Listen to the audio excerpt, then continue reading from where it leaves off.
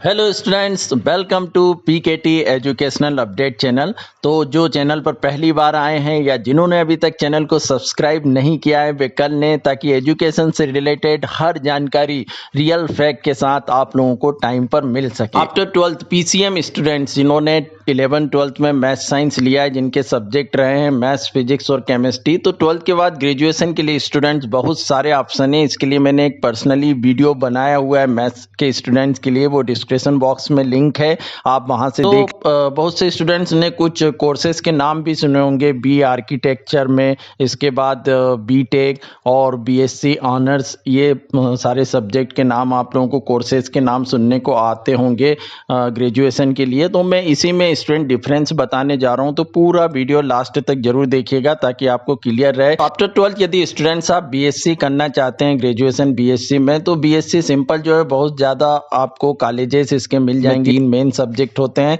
Physics, chemistry and mathematics. परंतु यदि आप बीएससी ऑनर्स करना चाहते हैं, दोनों ही 3 साल का कोर्स है ग्रेजुएशन का, कुछ जगह ऑनर्स जो है वो 4 साल का भी होता है, बट डिफरेंस क्या है वो मैं आपको समझा दूं। बीएससी में आप तीनों सब्जेक्ट पढ़ेंगे, उसकी पूरी थ्योरी आप लोगों को पढ़ना पड़ेगा, बट बीएससी ऑनर्स आप करते हैं तो इसमें ऑनर्स का मतलब होता है किसी एक सब्जेक्ट में दक्ष होना।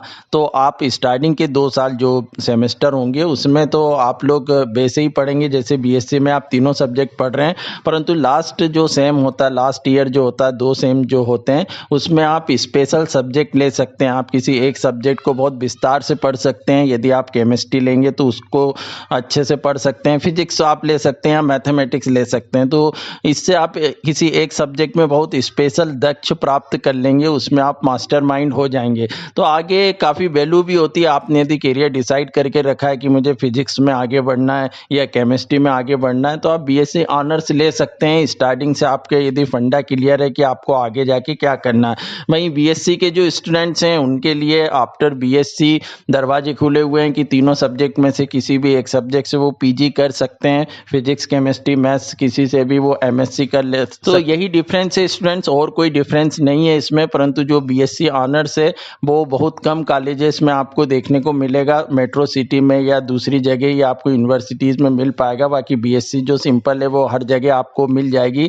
तो आप लोग डिसाइड कर सकते हैं कि यदि आपने पहले से एम बना रखा है कि हमको एक सब्जेक्ट में ही आगे इम्प्रूवमेंट करना है, उसी में हमको रिसर्च करना है, तो आप उसी के बारे में अभी से डिसीजन ले सकते हैं। आपको रिसर्च करना है, टीचिंग में जाना है, कॉलेज में प्रोफेसर बनना है, तो आप स्पेशल जो है वो अभी से ही बीएससी ऑनर्स लेकर उस पर आगे पढ़ाई कर सकते हैं। तो ये डिफरेंस है, इसमें जॉब अपॉर्चुनिटी भी है। अब सेकंड जो कोर्स है स्टूडेंट्स वो है बी और बीटेक में क्या डिफरेंस है। तो दोनों ही 4 साल का कोर्स है, दोनों इंजीनियरिंग कोर्स है। आफ्टर 12 जिनका पीसीएम रहा है सब्जेक्ट 11th-12th में मैथ्स, फिजिक्स और केमिस्ट्री, वो एंट्रेंस एग्जाम क्लियर करके अच्छे कॉलेजेस में एडमिशन लेके बी या बीटेक कर सकते हैं। बी और बीटेक है, उसमें क्या डिफरेंस है। तो बी और बीटेक दोनों 4 साल के कोर्स हैं, ग्रेजुएशन कोर्स हैं, और बी में जहां तक है वो थ्योरिकल पोर्शन को ज़्यादा बताया जाता है। टेक्निकल कोर्स भी कराया जाता है, प्रैक्टिकल भी होता है, परंतु ज़्यादातर जो है वो थ्योरी पर जोर दिया जाता है। वहीं जो बीटेक है उसमें बीटेक का मतलब ही होता है बैचलर ऑफ टेक्नोलॉजी,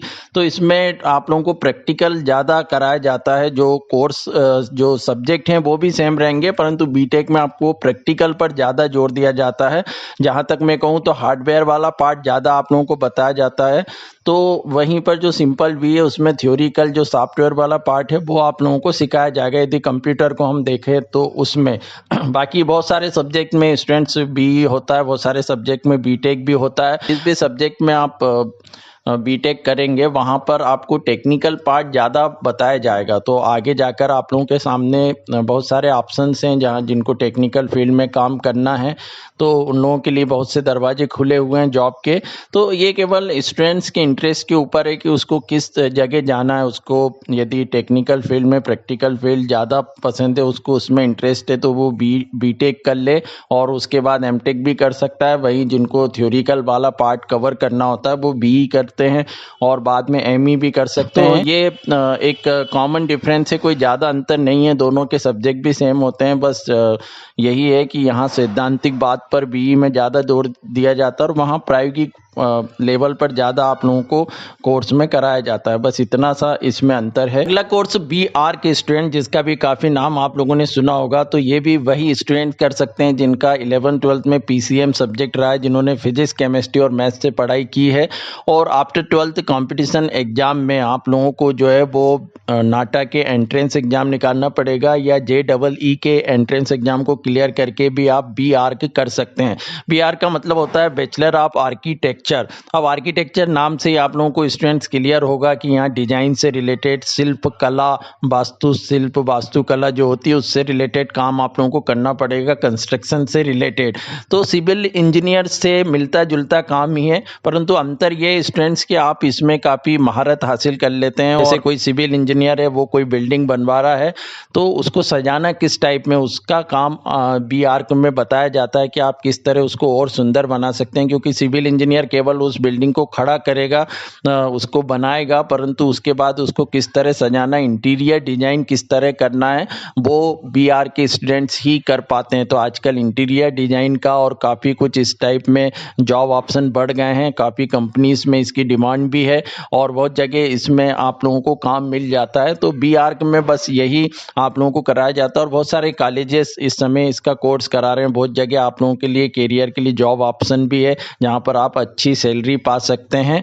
तो कोई बड़ा अंतर नहीं, स्टूडेंट्स आप भी यदि बाकी टेक्निकल उसमें करना चाह रहे हैं या BTech कर रहे हैं, उसके अलावा आप BR को देखें तो जो सिविल इंजीनियर से रिलेटेड स्टूडेंट्स हैं जिनको इंटरेस्ट है कंस्ट्रक्शन में, वो इस कोर्स को कर सकते हैं और ये कभी इस टाइप के जो जॉब कैरियर के ऑप्शंस हैं जो कंस्ट्रक्शन से रिलेटेड, ये कभी बंद होना नहीं है, हमेशा कंस्ट्रक्शन चलता रहता है। बड़ी बड़ी कंपनीज के लोग बहुत से निर्माण कराते रहते हैं, तो उसमें BR के स्टूडेंट्स की काफ़ी हेल्प लगती है कि किस तरह आप उसको डिज़ाइन करें, इंटीरियर डिज़ाइन किस तरह करें, उसको किस तरह आप सजाएं।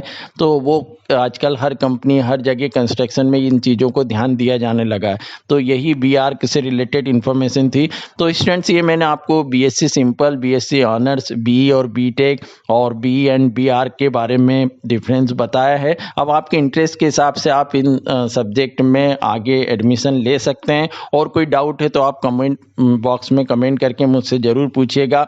बाकी चैनल से बने रहिए ताकि मैं आपके लिए आगे भी अच्छे वीडियो लेकर आता रहूं और चैनल को सब्सक्राइब जरूर करिएगा। Thank you so much.